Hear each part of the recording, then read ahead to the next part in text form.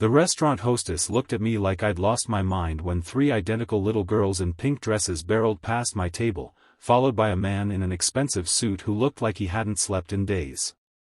"I'm so sorry," he said, catching his breath as he grabbed the back of the chair across from me. "Are you Emma? Emma Chen?" I stared at him, my coffee cup frozen halfway to my lips. This couldn't be right. My best friend Sarah had set me up on a blind date with a really nice guy from her yoga class, not a man who appeared to be in his mid-30s with three children who were currently rearranging the silverware on every nearby table. Yes. I managed, watching as one of the girls climbed onto the chair next to me, her curious brown eyes studying my face. "You're pretty," she announced. "Are you our new mommy?" I nearly choked on air. The man, who I assumed was their father, turned bright red. "Lily. We talked about this in the car." He looked at me with genuine mortification. "I am so sorry. There's been some kind of mix-up. My assistant set up this interview, and I thought." "Interview?" I set down my coffee carefully, trying to process what was happening. "For the nanny position." He ran a hand through his dark hair, which I now noticed was slightly disheveled. "You're not here for a job interview?" "I'm here for a blind date," I said slowly, and then, despite the absurdity of the situation, I started to laugh. Not a polite chuckle, but a real, genuine laugh that made my shoulders shake. "Oh my God, Sarah is going to die when I tell her this." The man's expression shifted from embarrassment to confusion to something that looked almost like relief. Then he smiled, a real smile that completely transformed his tired face. "This is the most embarrassing moment of my life.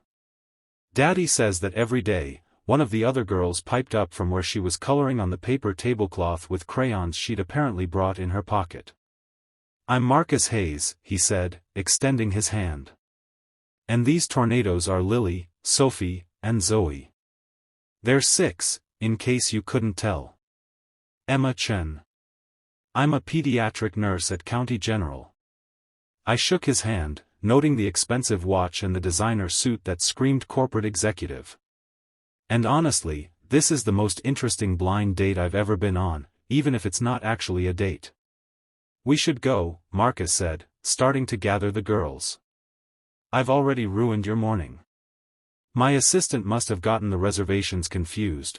I have 3 different interviews scheduled today, and apparently, I'm already bombing the first one. I watched as he tried to wrangle the girls, who clearly had no interest in leaving. Lily had discovered the sugar packets and was building a tower. Sophie was showing her drawing to an elderly couple at the next table. Zoe had somehow acquired a breadstick and was using it as a magic wand. Something in my chest tightened. I recognized that look on Marcus's face, the bone-deep exhaustion mixed with fierce love, the overwhelming sense of doing everything alone. I'd seen it on my own mother's face after my father died, when she worked double shifts at the diner while raising 3 kids. "Stay," I heard myself say. Marcus paused, one hand on Lily's shoulder. "What?" "Stay. Have breakfast with me." I smiled at the girls. "I mean, they're already settled in. And I was going to eat alone anyway. Might as well have some company, right?" "You don't have to." "I know I don't have to. But your assistant is clearly having a rough day, you look like you need coffee and an 4-drip, and honestly?" I leaned in conspiratorially. "These 3 are way more interesting than most of the guys Sarah has set me up with." Lily giggled. Sophie abandoned her coloring to climb into the chair on my other side. Zoe pointed her breadstick wand at me and declared, "You can stay." Marcus looked at me for a long moment, something unreadable in his dark eyes. Then he sat down, and I saw his shoulders drop slightly, as if he'd been carrying a weight he could finally set down, even if just for a little while. "Thank you," he said quietly, and I heard volumes in those 2 words. Over pancakes and scrambled eggs, and more syrup than any 3 children should probably consume, I learned that Marcus was the CEO of a tech company, that his wife had died 2 years ago in a car accident, and that he'd been through 7 nannies in the last 18 months. "They're not bad kids," he said, watching as the girls argued over who got to tell me about their pet turtle. "They're just hurting. And I'm trying, but I'm drowning. The board meetings, the late nights, the business trips, I'm failing at being both parents." "You're not failing," I said firmly. "You're here. You showed up.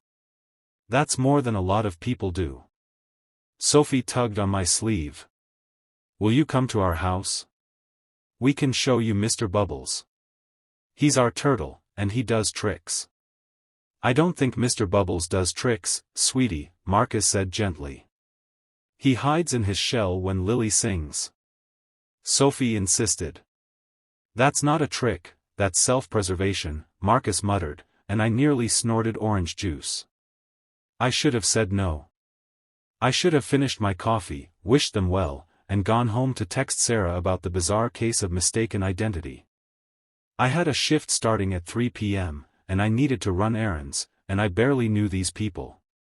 But I looked at those 3 little faces, at the hope shining in their eyes, and I thought about how lonely they must be. How scared. How much they probably missed having someone who just showed up and stayed.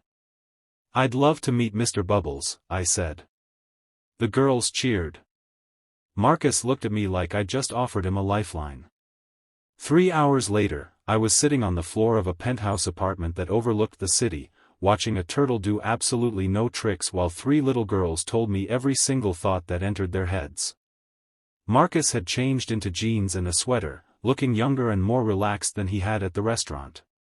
"You're good with them," he said, handing me a cup of tea. "I work with kids every day. Comes with the territory. It's more than that." He sat beside me on the floor, close enough that I could smell his cologne, something subtle and expensive. "You see them. Really see them." I thought about my shift tomorrow, about the children who came through the ER doors scared and hurting. Every kid deserves to be seen. "Emma?" Lily crawled into my lap, her small hands framing my face. "Will you come back?" My heart cracked open. "If your dad says it's okay." 3 pairs of eyes swiveled to Marcus. He looked at me, really looked at me, and I saw the moment he decided to trust me. "How about next Saturday?" he asked. "Maybe we could do this again. The blind date that wasn't. See where it goes." I smiled, feeling something warm and hopeful bloom in my chest. "I'd like that." As I left that evening, the city lights twinkling below, I realized that sometimes the best things in life come from the unexpected mix-ups. From saying yes when it would be easier to say no. From staying when you could walk away. 6 months later, Marcus would propose in that same restaurant, with 3 little girls in pink dresses as enthusiastic co-conspirators. But that day, in that moment, it was enough to simply stay. To show up. To choose connection over convenience. Sometimes love doesn't arrive the way you expect it. Sometimes it comes with a CEO in a wrinkled suit, 3 daughters who need someone to see them, and a mix-up that turns into the beginning of everything.